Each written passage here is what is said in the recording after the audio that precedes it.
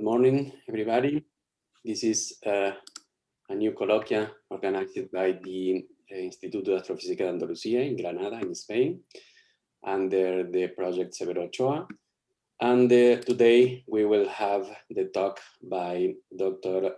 María José Costa and Dr. Rainer Schödel. They will talk about thematic area number 9 of the CSIC new white book, understanding the basic component of the universe, its structure and evolution. Dr. María José Costa and Dr. Rainer Schödel will be introduced by Isabel Marquez, the scientific director. Isabel, please. Good morning, everybody. Thank you very much for being here again in another Severo Ochoa colloquium. It's a true pleasure, and we gratefully acknowledge the contribution of both María José Costa and Rainer Schödel, our speakers today. I extend the invitation, of course, to an in-person for the next future when possible. It'll be really interesting to have, Rainer, we have them normally here, but not María José. It should be fine to have both of you just chatting about this white book of the CSIC in general, and in person in an informal way later on. But now today we're having you explaining us how it works for this challenge that we will be hearing about later on. María José Costa is a CSIC senior scientist, so investigadora científica at IFIC, Instituto de Física Corpuscular in Valencia. Since this year, 2021, she completed her PhD at the University of Valencia in 2003, and then moved to CERN for a postdoctoral period of 6 years. First at the CERN as a CERN fellow, and then as a Marie Curie fellow.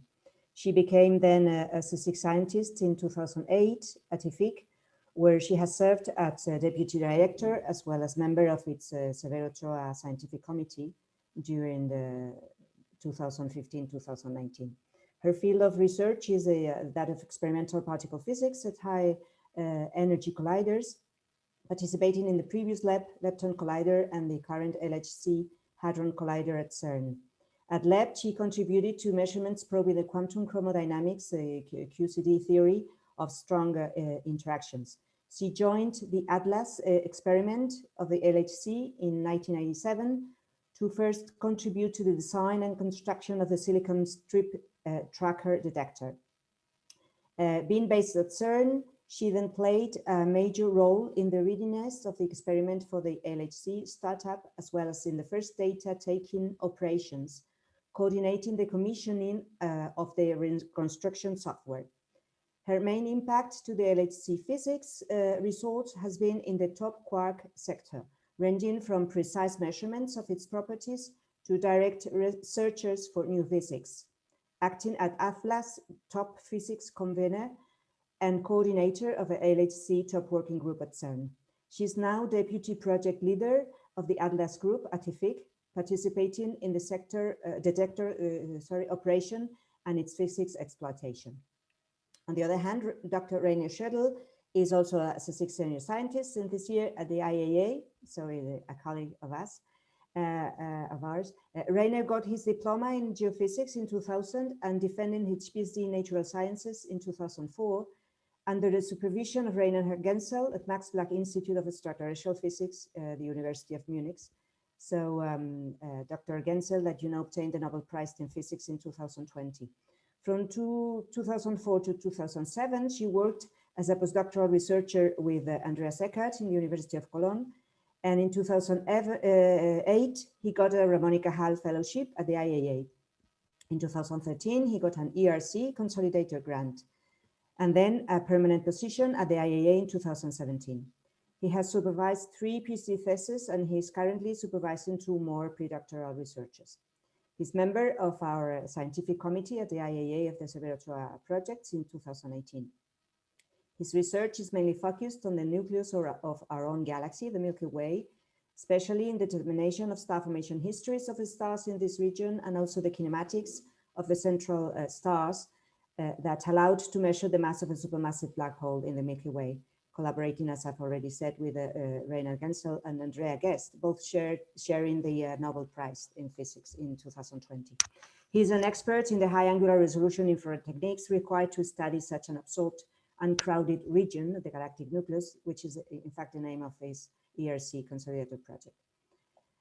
María José Costa as coordinator and Rainer Schödel as co-coordinator, they have been making an amazing work to compile, integrate, and make a reality the volume corresponding to this strategic theme called Understanding the Basic Components of the Universe, Its Structure and Evolution, of the White Book of the CSIC Challenges for 2030.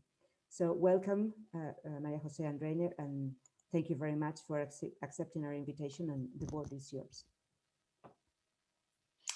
Okay, thank you very much, Isabel, for the presentation and your nice words. And first of all, let me say that we both, Rainer and myself, were very pleased to receive this invitation. For us, it meant that there was interest from the researchers themselves and not only from the management at CSIC to learn about the effort that went into the White Book.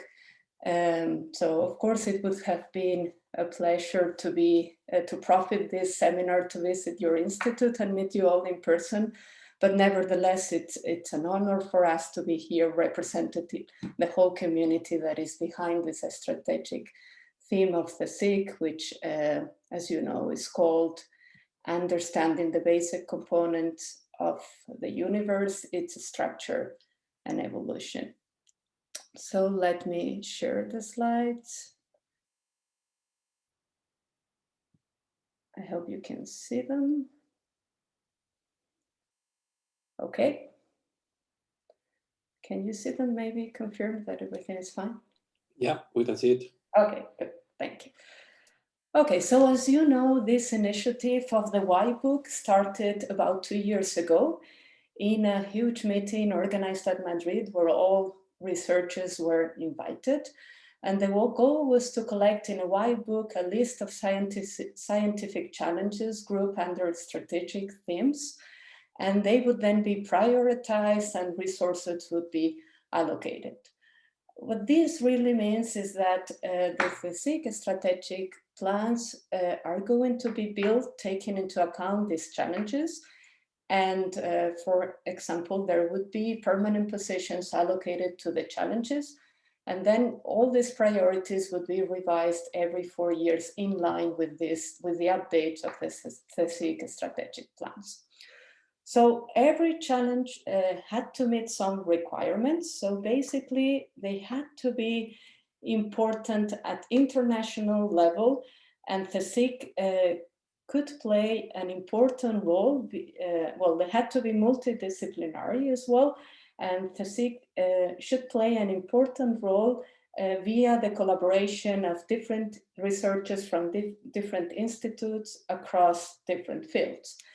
The resolution for the timescale for the resolution of these challenges was expected to be of the order of several decades, as opposed to the platforms that had much shorter timescale goals.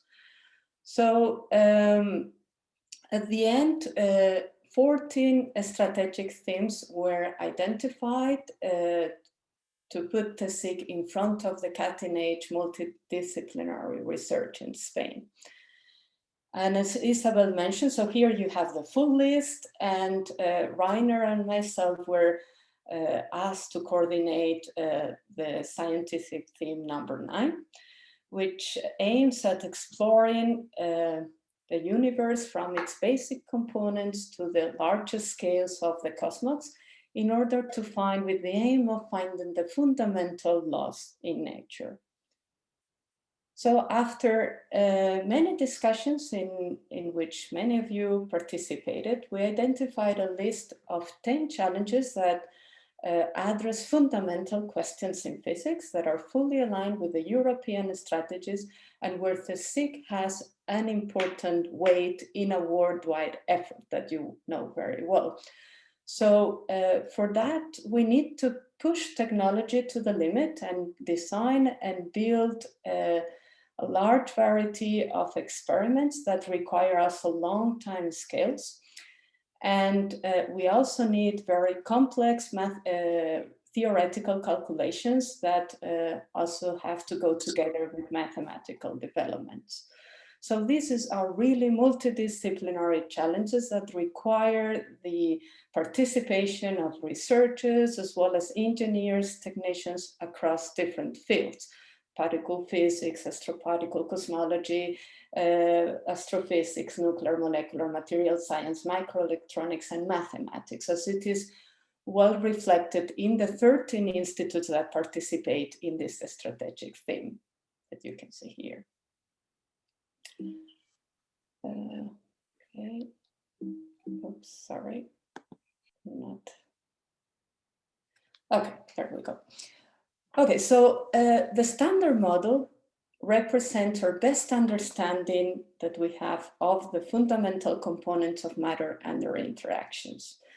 So it describes data extremely well, but we cannot consider it to be the ultimate theory because it does not explain some phenomena such as the absence of antimatter in the universe, the nature of the dark matter, which is dominant but not visible in the universe, and the non-zero neutrino masses.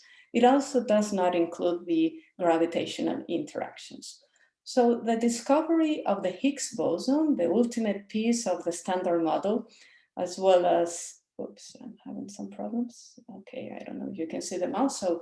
The Higgs boson and also gravitational waves, this really gives an opportunity to advance towards the fundamental laws of matter. And just to point out that the Higgs boson was discovered 50 years after its prediction, and gravitational waves, as you know, 100 years after the prediction. So these are really long time efforts, and we're living now a unique time in history that we should profit to the maximum to advance towards this fundamental knowledge. And for that, the first mystery we want to understand is the origin of mass for elementary particles. So within the standard model, the particles are organized into matter particles that are at the same time organized in 3 families. And then we have, of quarks and leptons. And then we have the force carriers where we have the gluon for the strong interaction, we have the photon for the electromagnetic interaction, and the Z and the W boson for the weak force. And then we have the Higgs boson, which is very special and represents a discovery for a new and unique interaction in nature that allows to explain the mechanism by which particles acquire mass. So the idea is the following. So at the early universe, at the high temperatures of the early universe, the Higgs field, well, the weak interaction and the electromagnetic interactions were unified, and all particles were massless and propagated at the speed of light. The Higgs field was 0. Then at some point, the symmetry was broken. The Higgs field acquired a value filling all space in time, and then the particles, via the interaction with the Higgs field, acquired the different masses. So the standard model predicts that the acquired mass is proportional to the interaction strength with the Higgs field. And this is what has actually been measured at the LHC, and so this is what I show in this plot, where you can see basically the strength of the interaction as a function of the particle mass, and you see that data agrees very well with the standard model prediction, which is this dashed line. However, the uncertainties are still very large, and we really need very high precision to disentangle between different theories beyond the standard model. For instance, to understand whether the Higgs is really an elementary particle or it is a composite object. Another thing that is very difficult to understand from the theoretical point of view is why the Higgs is so light. This is equivalent to asking why the electroweak interaction is 24 orders of magnitude larger than gravity. So there are theories, alternative theories that give a solution for this conceptual problem that predict the existence of new phenomena that could be produced at high energy colliders. So the search for these particles is really highly motivated at high energy colliders. Okay, so what it's even harder is to understand the origin of the neutral and weakly interacting particles, the neutrinos. We know that they have a very tiny mass, so they have a non-zero mass from neutrino oscillation experiments. However, we have not been able to measure the absolute masses, only upper limit exists. Another mystery is whether the neutrinos differed from the antimatter version, the antineutrinos, as any other matter particle, or if they are different, what we call Majorana neutrinos. This would be a new form of matter completely. And this is, for instance, what is being explored in the next experiment, which signal for this would be the detection of double beta decays without neutrinos. So we have no idea, absolutely no idea, what is the mechanism that generates these tiny neutrino masses. And the most convincing theory, or the favorite theory, is the one that predicts that the neutrino has a heavy partner that is in a seesaw relationship with the neutrino. So the heavier this partner is, the lighter this neutrino. And this particle is the one that would interact with the Higgs field to get the mass. So of course this is this has not been proven, so this is the challenge. Okay, so now the second mystery is to understand why we have three replicas, almost identical replicas of the matter particles. So all matter around us is composed by the particles of the first family, but we can also produce particles of the second and third family in the laboratory or in cosmic rays. And they have almost identical interactions, but just higher masses. Okay, so we need to understand the reason behind this structure of the periodic table of the elementary particles, in the same way that an explanation was found in the 19th century behind the periodic table of chemical elements. So really the challenge is to find this fundamental hidden symmetry behind this pattern. And symmetries are the key, because they dictate the dynamics of the system and the conserved quantities. So as you know, if we have, for instance, invariance under rotational symmetry, we have rotational symmetry that leads to conservation of angular momentum. So we observe also some symmetries between the fermion families that are almost perfect, but not quite. So for instance, the CP symmetry, what we call the CP symmetry. So are the laws of physics the same if we exchange particles by antiparticles and we reverse the spatial coordinates? So we find that the symmetry is a bit broken for the weak interaction, but not at all for the strong interaction. So why is that? And then also our baryon and lepton number exact symmetries as predicted by the standard model up to very, very high energies. So if we find, for instance, the decay of a muon into an electron from another family with a photon, that would be a signal for new physics. And I also wanted to point out, because it's something that has attracted the community recently, which is that we have observed at the LHC some deviations from a prediction, which is a pillar of the standard model, which is that the weak interactions should be independent of the lepton flavor, so of whether we are in the first, second, and third family. And we observe a deviation of 3 sigma, so it's still not very significant, but getting interesting. Okay, so the next challenge is gravity.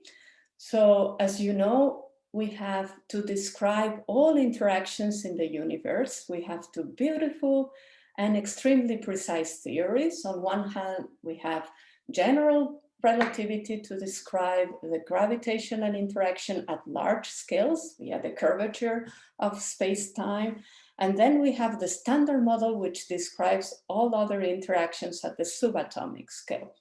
However, if we are in a regime in which all the interactions are important, so very large energies, as for instance at the center of a black hole, or in the early universe where we have huge amount of matter in tiny volumes, then neither of these theories works. So quantum gravity is really the attempt to combine general relativity with quantum mechanics, and that predicts the existence of yet a new force carrier, which would be the graviton.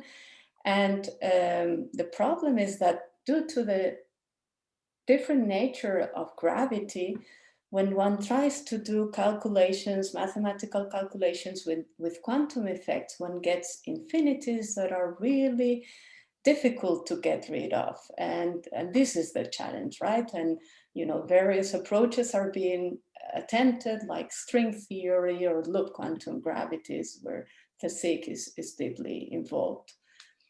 Okay, so these challenges also include studying and observing astrophysical black holes and their surroundings to prove other theories of gravity. So are the observed astrophysical black holes, which are expected to be rotating, correspond to the Kerr solution of general relativity, or do they correspond to more compact objects with no event horizons?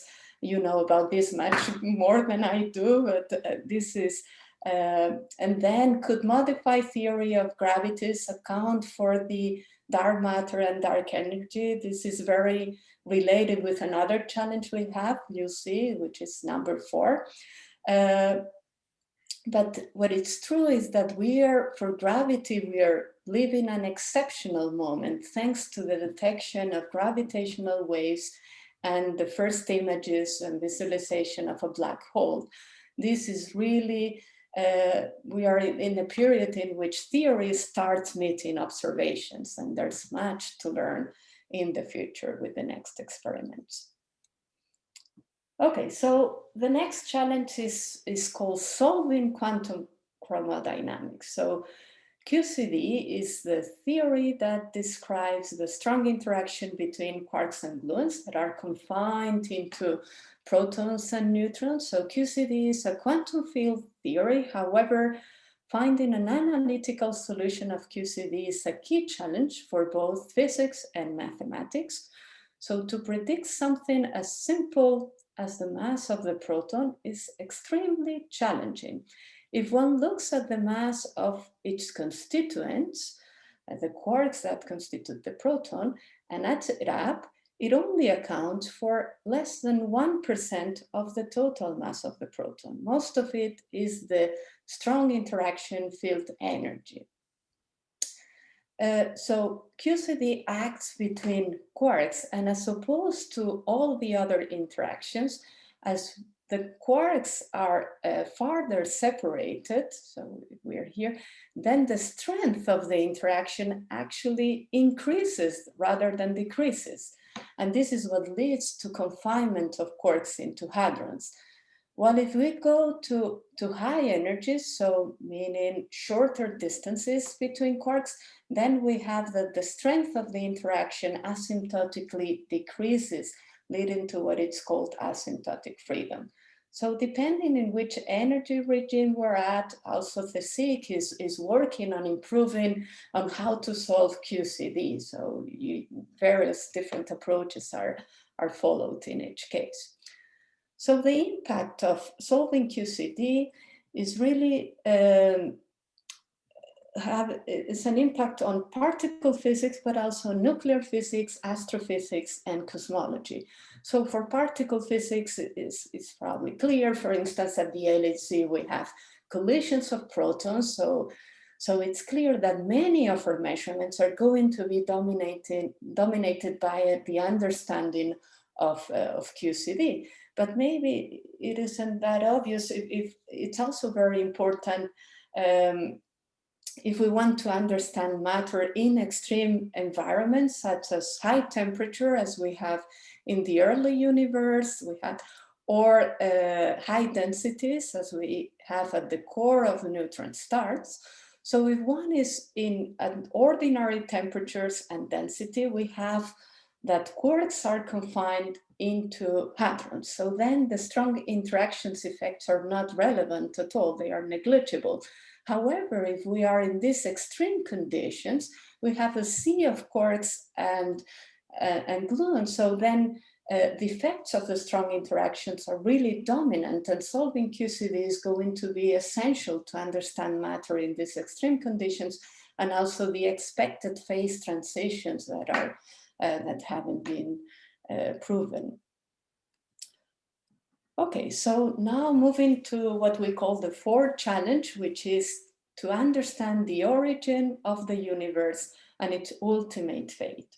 And that is very much related to understanding the energy and matter content throughout the history of the universe, and exploiting, of course, all kinds of signals that can come from astrophysical phenomena such as gravitational waves, light, or neutrinos, but also from particle accelerators.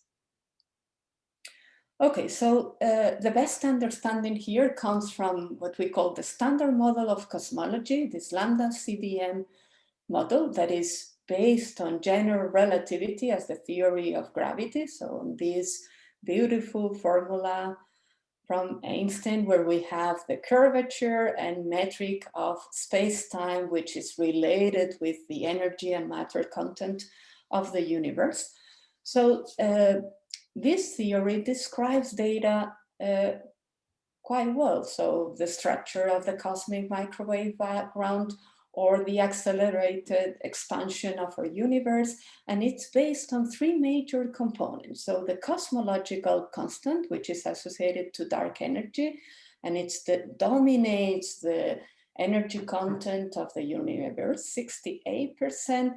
Then we have the dark matter, which accounts for 27%, and finally the ordinary matter, which we only account for 5%. So in spite of the success of this theory, there are some mysteries, 4 of them that we have identified with high priority, so the first one is to find evidence for cosmic inflation, which is, as you know, the theory of the exponential expansion of a space in the early universe that gave rise to the seeds of the cosmic web. And then the second mystery is to understand the absence of antimatter in our universe. So if we believe that the universe was created with equal amounts of matter than antimatter, then what were the mechanisms that favored the creation of matter over antimatter? Actually, in a very tiny amount. So we expect 1 extra matter particle over 10 to the 10 pairs of particle anti-particle, which would have annihilated into photons. So another mystery is, as you well know, there are clear evidence for the existence of dark matter due to the gravitational effects on astrophysical observation. However, we have no idea of the nature of the dark matter, and the candidates, they have masses covering 90 orders of magnitude. So really we have no idea what that is, and we need very different experiments to cover all this wide range and get to a clue of what we're talking about.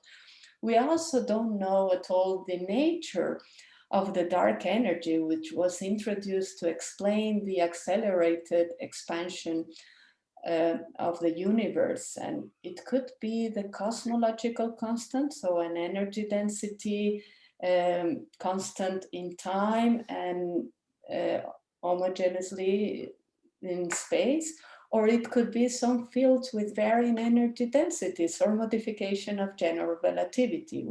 We don't know. Okay, so now I leave the word to Rainer to continue with the following challenges. I stop sharing.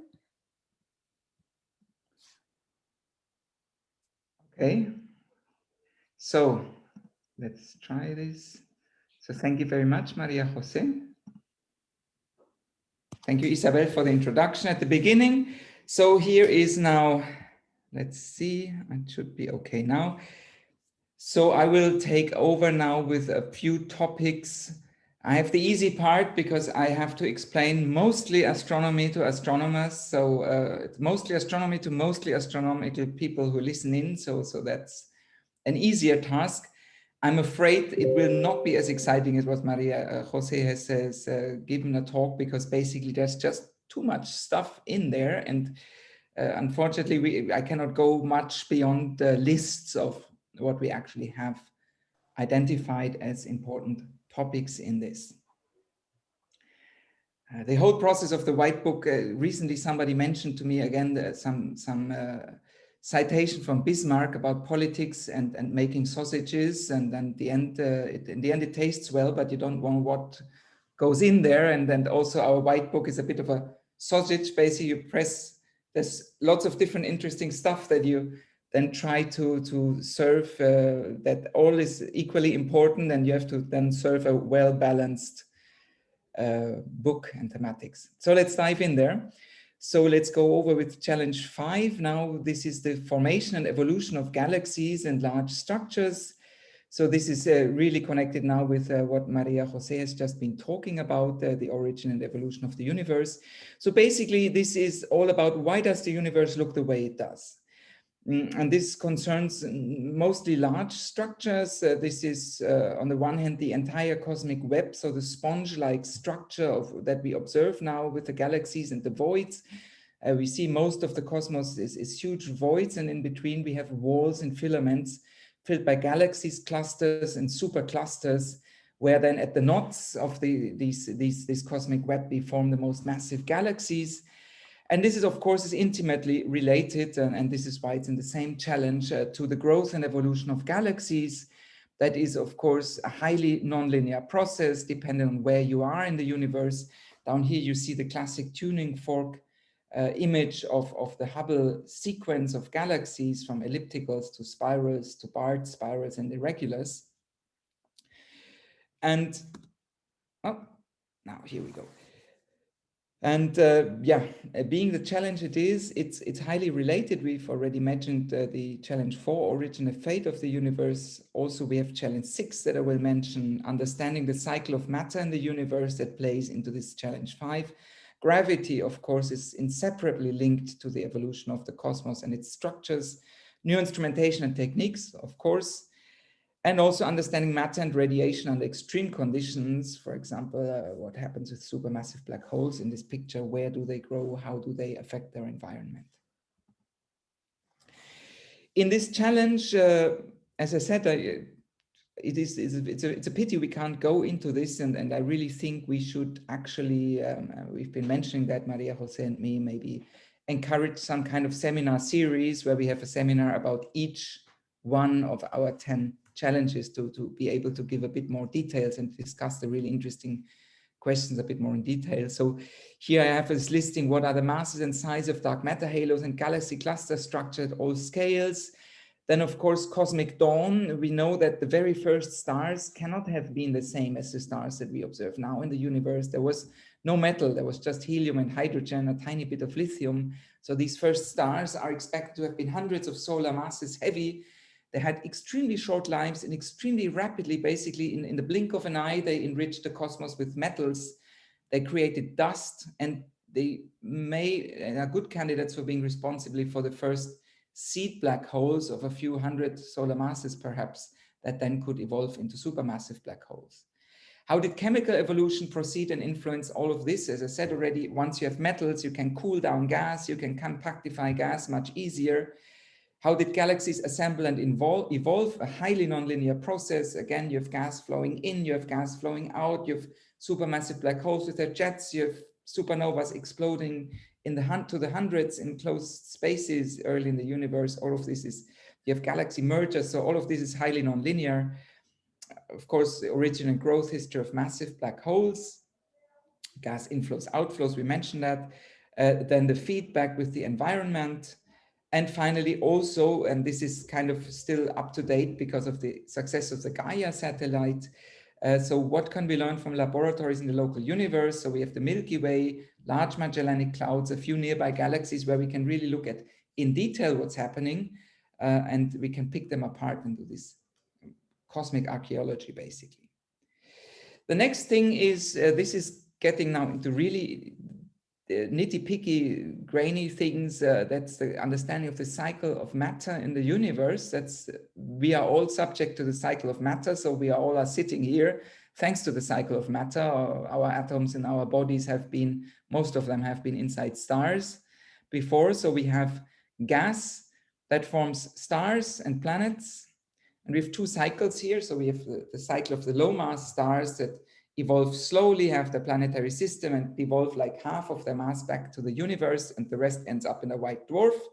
Then they enrich the interstellar cloud. And the massive stars, they lead rapid lives, they build up elements up to iron, then explode in supernovae and create the even heavier elements, and highly enrich again the interstellar and intergalactic medium. Neutron stars and black holes are left over. So some of the matter actually gets locked in these stellar remnants. The rest returns, most of it returns to the medium. And then, of course, inside these gas clouds, we have highly interesting stuff happening, and that is really modern astrophysics really gets down now to probiotic molecules. So we have these, we see so many lines in the universe of molecules and atoms that we have no idea what they are, and we're slowly starting to identify what it is, and even find amino acids, so we see the building blocks of lives in the universe. And so again, a nice way of framing this cycle of matter challenge is, how does stuff form, and how does this stuff change what it is made of? So basically we have atomic nuclei that form atoms, molecules, dust grains, and then we form stars, planets, and things like cats. And of course, to the other way, we have what's formed, the stars, they form nuclei, atoms, molecules, and dust grains again. So it's really a cycle. It's not yet clear how cats affect the universe at large. So, and here you see this has been happening over billions of years. And detailed aims are then, of course, high and low mass star formation, quite different processes, and what happens in detail. Planet formation, we have no idea yet how we do the step from dust grains to a planet. We don't know that. Chemical complexity, it's a huge field now, ever bigger. Then, of course, all the issue of massive stars that are cosmic agents from cosmic dawn up to now. They really determine all the steering of the interstellar medium, the enrichment, the chemical enrichment, a life cycle of low mass stars. Then, of course, and that is real physics here now, not this is laboratory physics, more understanding nuclear reaction and nucleosynthesis. So you need laboratories because in order to understand in detail what happens in a star, you need to do things like measure collision cross sections of atomic nuclei. And then, of course, the key physical and chemical processes that drive evolution of the interstellar and circumstellar medium. So I think this is a really highly interdisciplinary challenge here. So because you go from nuclear physics, Earth laboratories, you do laboratory astrophysics, you do radio astronomy, magnetohydrodynamics, quantum chemistry, and actually astronomical observations at all wavelengths. We have also then understanding matter and radiation under extreme conditions, and this is the physics of the universe's most extreme objects. So these are neutron stars and black holes, basically. And from very small scales, from their magnetospheres of neutron stars, the accretion disks of neutron stars and black holes, up to very large scales, gamma ray bursts can be used as probes of the entire universe, gamma ray bursts or supernovae, which is in part the same thing, partially. Then, of course, we have these jets from supermassive black holes that are larger than entire galaxies and strongly can affect the environment. We still don't know how they are launched, how they come to life. We have the transient universe, so AGNs change their look, stars explode, and we soon have the Large Synoptic Survey Telescope that will really give us a completely new image of the universe. And we want to probe the highest magnetic fields and energies to find out things about how do magnetars, rotationally powered pulsars relate to each other, what's the origin of these extreme magnetic fields, what happens and what's the origin of these X-rays in young neutron stars. Then again, the interlink to nuclear physics, basically, what's the equation of state of matter in a thing such as a neutron star? Is this still normal matter, or do you already have some kind of quarkish matter there? Then, of course, supermassive black holes, what's their mass and spin? What does this tell us about their accretion and merger history? How are these jets launched, collimated, and accelerated? What are they composed of? Are they positron, neutron, or what are they composed of? Then, of course, the transient universe, I already mentioned, this is a major topic now for the next 10 years to come. Why can active galactic nuclei quickly change their looks? What about tidal disruption events that we will soon discover to the dozens or hundreds with things like eROSITA and the Vera-Rubin telescope, basically hopefully also finding large numbers of intermediate mass black holes of a few thousand solar masses, short and long gamma ray bursts, and finally also high energy astrophysics, the origin and production of high and ultra high energy cosmic rays and ultra high energy neutrinos and photons. Where do these things come from? This, of course, involves a huge amount of key facilities. I just flashed them here. So we go from from radio observatories, from observatories with mirrors, as we know them, like Javalambre in Spain, or extremely large telescope ESO, to radio telescopes, satellite-based telescopes, and then hopefully also in maybe 15 years or so, things like space-based gravitational wave interferometers. Now, the last but not least of the challenges is the most challenging one for myself, because I have to admit it has been very hard to read this section. It's about it's our friends from mathematics. As you know, that the CSIC is very strong in mathematics. The ICMATs, they have lots of consolidated, lots of ERC grants, so they're very leading. But of course, this being pure and applied mathematics, it's also hard to really get an understanding of the details. And this is all about progress at the frontiers of mathematics and physics and the feedback between them. And as you know, this goes all the way back to the first days of natural sciences. And yeah, with Newton and Leibniz, that has really been reinforced, the relation between mathematics and physics. I think you cannot disentangle one from the other. And it's all about now here developing new mathematics in geometry and mathematical analysis that are essential to challenges in physics, application of cutting edge mathematics to physics, particularly in formal aspects of quantum theory, supergravity, string theory, but also to inspire completely new pure mathematics from physics. So we have a really strong interrelation here. There's the so-called Millennium Problems of the Clay Mathematics Institute that play in here. And the main research lines are differential algebraic geometry, mathematical analysis and partial differential equations, as well as harmonic analysis. So to dumb it down for people like me, harmonic analysis in its most basic form is basically Fourier analysis. And then you have questions that you could tackle in physics, like the origin of turbulence, how can incompressible fluids develop singularities, how you can extend probabilistic and harmonic analysis methods to the quantum realm. Then another big topic is mathematical structures in quantum field theory, supergravity, superstring theory, supergeometry, string theory, vacua, D-branes, dualities, and effective field theory. So I'm starting to get lost here, but so in high energy physics, when you think of string theory, they deal with high dimensional spaces. So basically you can describe the universe with 10-dimensional space-time, but only 4 dimensions basically are accessible to or easily accessible to observations, while 6 of them are so-called compactified and hidden. And now the idea is to go from there to develop so-called effective field theories that depend on the topology and geometry of the 6 compactified dimensions, but at the same time give you predictions of stuff that you can measure basically in the 4 accessible dimensions, so that you can actually test things like quantum gravity.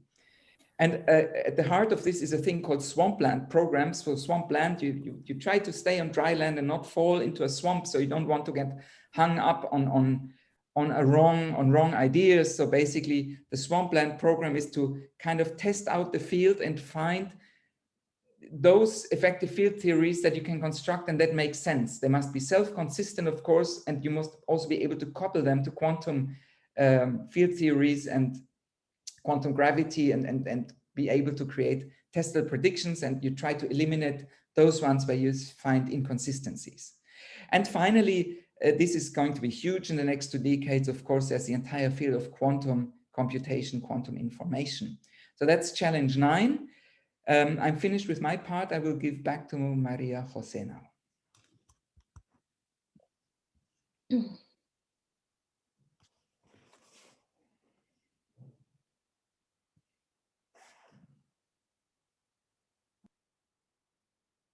Okay, let me. Sorry.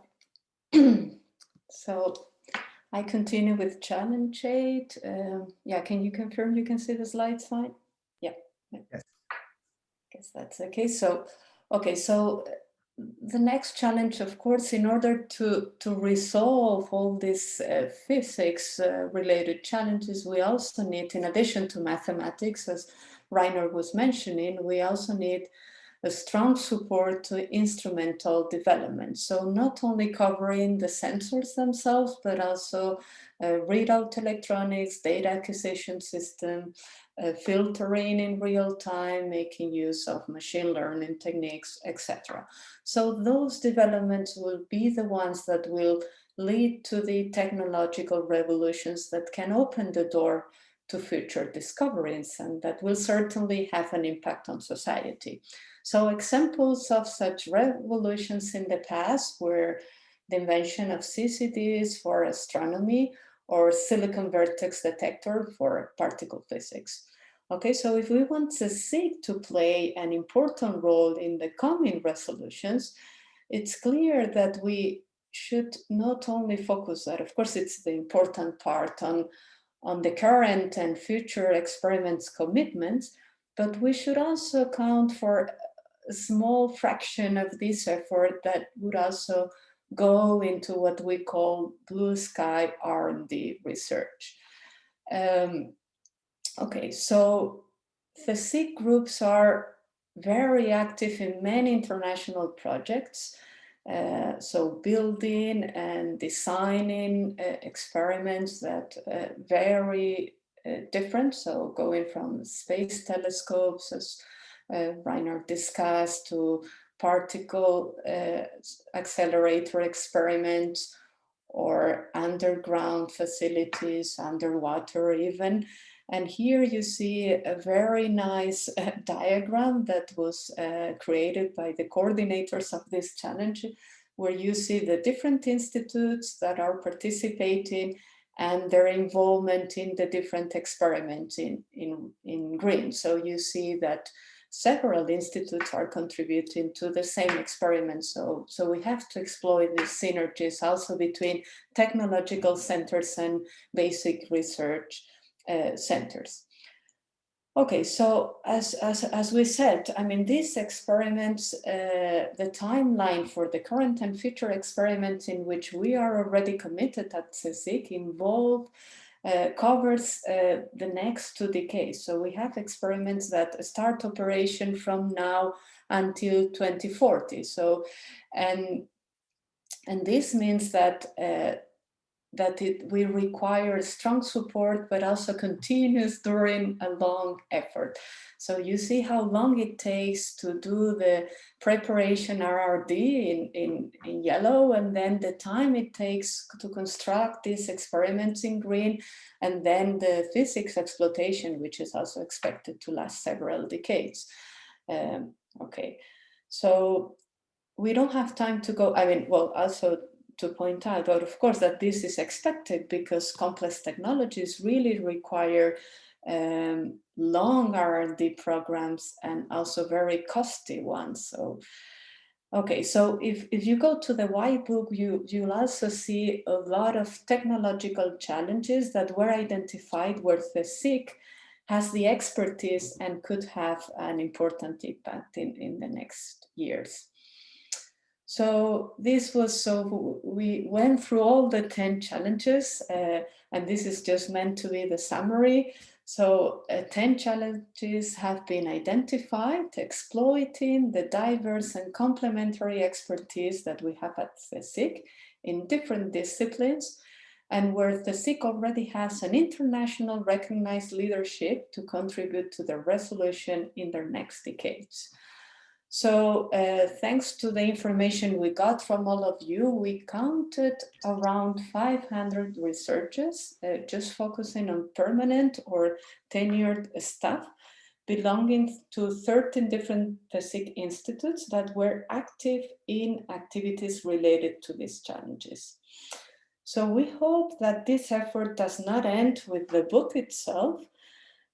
We think that a coordination action towards strengthening the ties of Thematic groups as well as additional resources are essential for Thematic to play an important and sometimes leading role in this worldwide effort towards future groundbreaking discoveries yielding to a fundamental improvement in knowledge and technology, including future applications. So we're extremely grateful to the support we got from the large community that participated in this strategic theme, and special thanks to the coordinators of the various challenges. So thank you very much for your attention. That was all we wanted to say. Thank you very much, María José. Thank you very much, Rainer, for this wonderful talk. And now the talk is open for questions. Please raise your hand, and then I will let you open the micro and go for the questions. We have one question by Isabel. Please go on. Yeah, so first of all, thank you very much for your talk, María José and Rainer. I think it's very enlightening and very useful. I think I already said at the beginning, it's a huge effort for many people, but mainly, I mean, you are taking the leading role, so that's great. We have to be, all of us, we have to be grateful. But my question is concerning whether you know if there will be some kind of specific action to strengthen the collaborations that are essential to put in practice all these challenges you have been talking about, because we are dealing with different institutes that are we are all used to work separately one from another, even within the same institute. So is there any anticipated action in that sense from the CSIC side? Yeah, right. This is a very good question. So indeed, I mean, what we were told that, I mean, they indeed want to support this. So the idea is not really to finish with the white book, but really support and enhance this coordinating action between the different institutes. So one of the proposals that was announced by VC at the presentation of the white books was that they wanted to consider creating, for some challenges or from some strategic themes, some networks that would that could help to ensure these ties, right? So they started the creation of one as a test for artificial intelligence, a strategic theme, and we think, I mean, we've started to discuss this among us and within the coordinators, because we think that we should also be proactive and not wait for them to come to us. And we wanted to discuss this with the different coordinators of the different challenges to make a proposal. First, I mean, if we all agree that this would be beneficial, I think we all are, and your input is really useful. What we think that this network should include to make it really useful and not, I mean, something that maybe goes in the other direction. We don't want to be a waste of time, but we want to really identify the things where we could work together from different points of view, and maybe the network with some resources that we need to discuss and identify. For instance, you know, an exchange of personnel between different institutes, so that the CSIC could finance or something else. I mean, we want to make a proposal to the CSIC of what would be useful for us to really progress on this. So but in any case, they are willing to put some funding to the project, I guess, because otherwise it'll be at zero at budget. We are specialists in Spain to promote activities at zero budget, but I guess that this is not the case because it will be needed. Yeah, I mean, they always tell us that they are going to support this with human resources and with infrastructures, right? So this is, but of course there will be a priority. And from the first initiative, I mean, and this has been very useful also. So not only for these networks, but you know that there has been special actions already taken related with other strategic themes in the context of the Plan de Recuperación, or even for the national plan.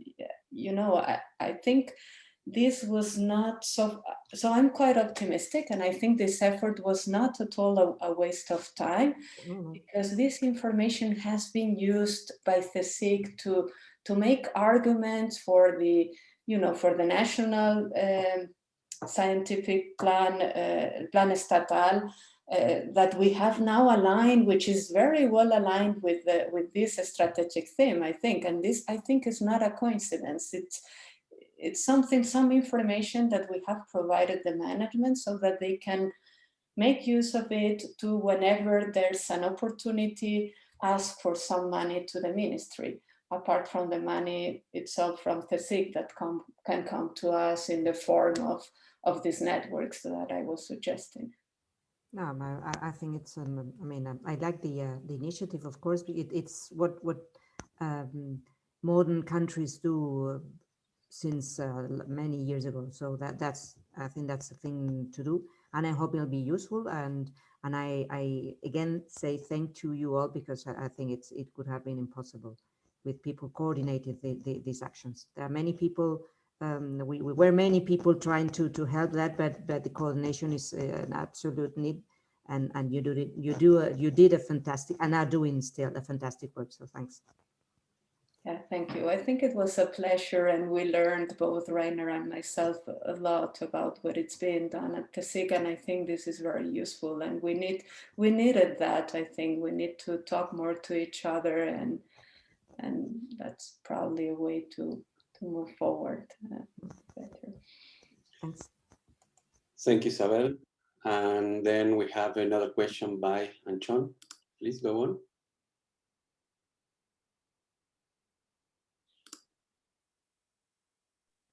Now, does it work now? Now, yes. Okay. Thanks a lot for your talk. I have a very simple question. For every subchapter you have here in this thematic, there are a number of actions that are suggested that are considered relevant in order to put the CSIC in a recognized leadership position in Spain. Is there any idea to prioritize this kind of actions within this chapter, and also considering all the 14 chapters?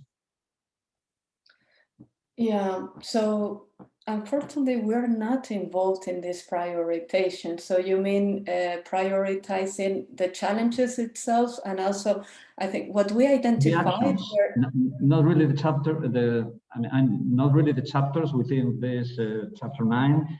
Yeah. But the actions within the different chapters. Yeah. Yes. Right.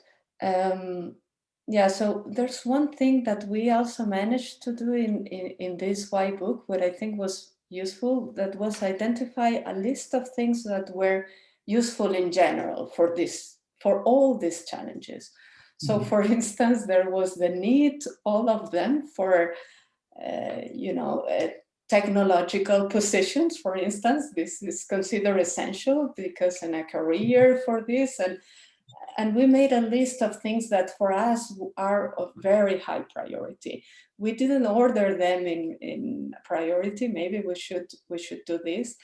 And then, so there are many of these requests that are common to all challenges. And we try to make them very clear right at the introduction of our volume in the white book.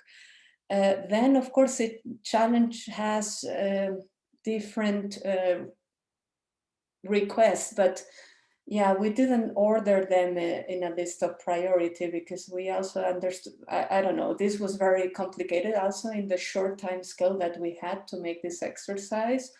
Yeah, I think we would require more discussions, but this is something that we should continue working and provide feedback, continuous feedback to the management, because this will be used for the strategic plan of the SIC and other things.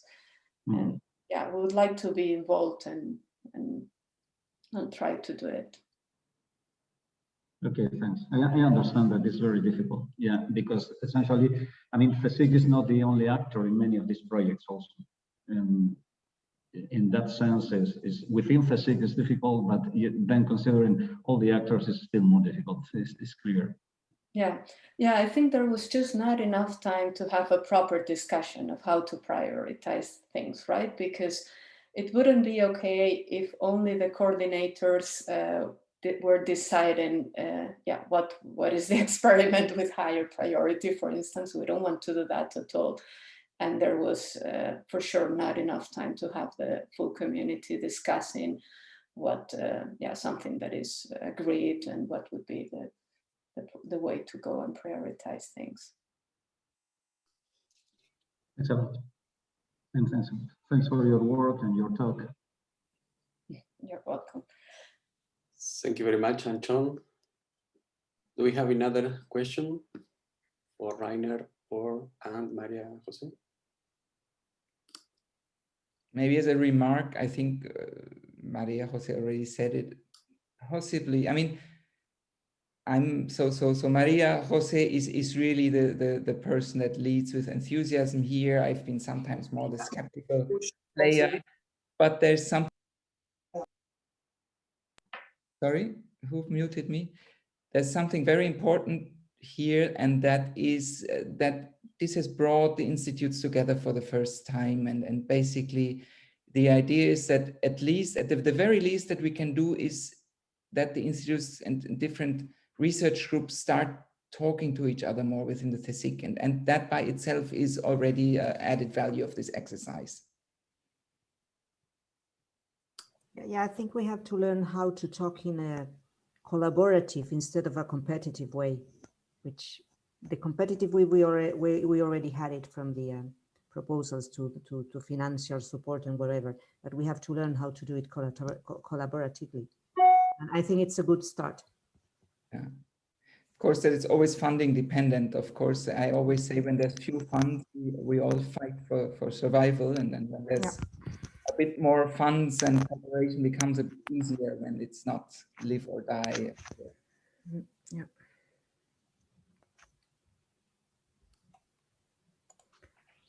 Okay. So I just like to say again that please, you will be very welcome to be here with us and exchange ideas and comments and whatsoever in a less official way and probably more effective than the Zoom meetings, which are very, very instructive. But I mean, this raises a lot of questions to be talked about later. So so please, you will be. I mean, it'll be more than fine for us to have you here sometime when possible.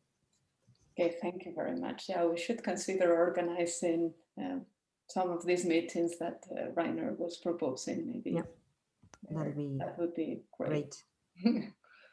Thank you again for your invitation. That was really, as I said, I really meant quite a bit for us that you were interested about what we were doing here. Of course we are.